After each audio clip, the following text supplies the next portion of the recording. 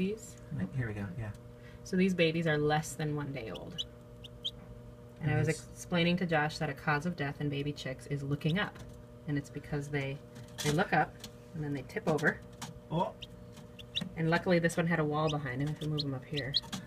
You're just setting him up to fail. If he looks up and falls over, if he can't get back up, or if the other chicks decide to take that as a time to peck him to death, then then he's in trouble.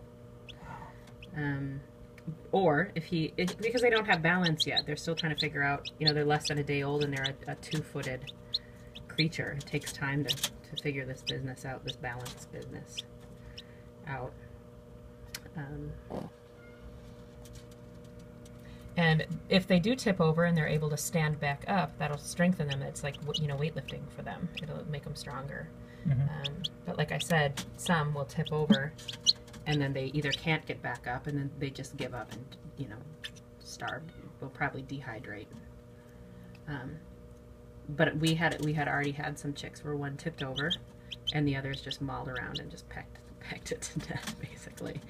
Because they're killers from a young age. Killers from they establish a pecking order from the beginning. Chickens are, and most birds, but chickens especially, they were very concerned with who's in charge and setting those parameters of who's the boss. Sometimes actually you can use it as a way to determine male and female. The ones that are establishing a strong pecking order from the beginning are most likely male chicks. Not necessarily, not always, but sometimes. All right.